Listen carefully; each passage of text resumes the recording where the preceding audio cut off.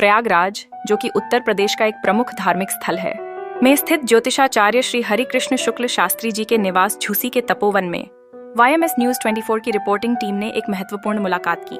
Chief reporter Balendra Kumar Balram ji और camera person अंकित त्रिपाठी ने पहुंचकर धर्म और मानवता के मूल्यों पर चर्चा की।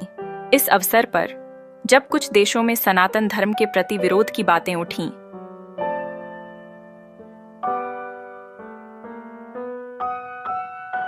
शास्त्री जी ने एक सकारात्मक दृष्टिकोण प्रस्तुत किया। उन्होंने मानवीय मूल्यों की आवश्यकता को महत्व देते हुए कहा कि हर व्यक्ति को सम्मान और सुरक्षा का हक है। उनके सुमधुर शब्दों ने इस विषय को संवेदनशीलता के साथ उठाया, जो न केवल जागरूकता फैलाता है, बल्कि समाज को एकजुट होने का संदेश भी देता है।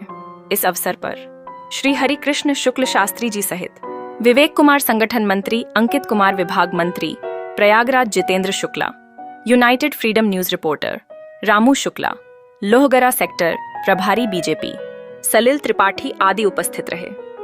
उत्तर प्रदेश प्रयागराज धर्म नगरी में यहाँ हम पहुंचे हैं श्री आचार्य हरिकृष्ण शुक्ल जी के पास में। आपका एक बहुत ही महत्वपूर्ण उच्च स्थान है पूरे प्रदेश, देश में या अन्य देशों में भी। जैसा कि आप देख रहे हैं, तो आज आइए देखते हैं हम लोग कि शास्त्री जी के द्वारा समाज के हित में और हिंदू हित में तथा देश हित में क्या बात कहते हैं, क्या संदेश देते हैं समाज को। आइए बात करते हैं। बताओ बड़े भैया, समाज और देश के बारे में क्या कहना चाहते हैं? देखिए, हमारी 20,000 वर्षों की संस्कृति है। एक सतयुग रहा है जहाँ वेदों को ऋषियों के द्वारा वेदों की रचना हुई है। त्रेता युग रहा है जहाँ भगवान राम आए पूरे जगत को।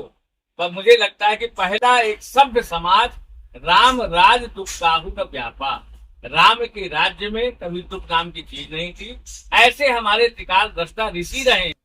वाल्मीकि जी जो राम के जन्म के पहले ही रामायण लिख दी थी, तो ये हमारे भारत की आध्यात्मिकता किस स्तर की रही होगी कल्पना कर सकते हैं। उसके बाद कृष्ण का युग आता है। उन्होंने वो तो मर्यादा साक्षात पुष्ट पुरुषोत्तम थे। उन्होंने पूरे विश्व में धर्म के लिए, न्याय के लिए, धर्म की स्थापना के लिए अपने मोह और स्वार्थों को कैसे नष्ट किया जाए, निष्काम कर्म कैसे किया जाए, वो भगवान कृष्ण ने दिखाया है। एक शब्द उन्होंने कहा है, एको देवः सर्वभूतेषु गूढ़ः सर्वव्यापी सर्वभूतांतरात्मा कर्माध्यक्ष सर्वभूतादिवासा साक्षी चेता केवलो निर्गुणश्च। उन्होंने परमात्मा के बारे में, अपने बारे में जो विचार व्यक्त किए, ये पूरे विश्व के किसी दर्शन में नहीं मिलता। और दूसरा उन्होंने कहा है, जो तुलसीदास जी के रामायण में भी कहा गया है, सी राम मैं सब जग ज्ञानी करऊं प्रणाम जोर जुग पानी। और ईश्वरा सर्वभूता नाम हृदय वर्तते जुन रामेन सर्वभूतानि यंत्रा रूढ़ानी माया। अर्थात समस्त प्राणियों के हृदय में ईश्वर का वास है। अगर समस्त प्राणियों के अंदर ईश्वर का वास है, हम किसी से घृणा करते हैं, द्वेष करते हैं, लड़ाई करते हैं, अपमान करते हैं, तो कहीं न कहीं हम धार्मिक सनातनी नहीं हो सकते। हम अपमान करते हैं भगवान का, क्योंकि अब सबके हृदय में परमात्मा बैठा हुआ है।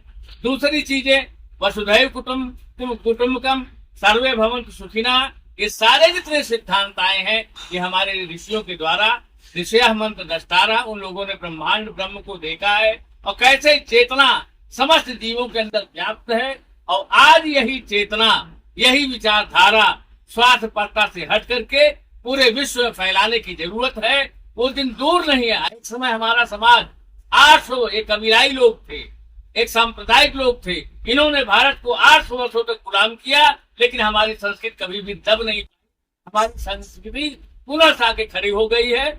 आज की डेट में भारतवंशी पूरे विश्व में जाकर के हर तरह आप देखिएगा 25 साल के अंदर आधी कंट्री के राष्ट्राध्यक्ष हमारे देश के लोग होंगे। हमारी विचारधारा ऐसी है, हमारी सोच ऐसी है, हमारी नीयत ऐसी है, क्योंकि पूरे परिवार को हम विश्व मानते हैं।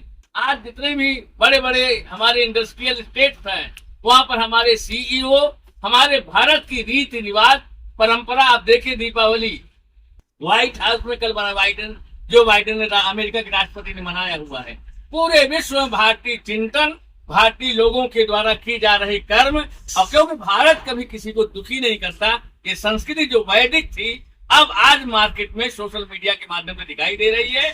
और वो दिन 10-20-25 साल के अंदर भारत विश्व गुरु बनेगा और निश्चित है भारत की अर्थव्यवस्था भी नंबर 1 की होगी, क्योंकि यहाँ का हर व्यक्ति ऋषि है, यहाँ का हर व्यक्ति पवित्र मंत्र दृष्टा ऋषि है। यहाँ के लोग इतने अच्छे लोग हैं, कभी भी हिंसा कर, कभी कोई हिंदू फिदाइन नहीं बना, कभी हिंसावादी रहे ही नहीं। गौतम बुद्ध थे, भगवान बुद्ध थे, इन्होंने कितना पूरे वर्ल्ड में फैला हुआ था।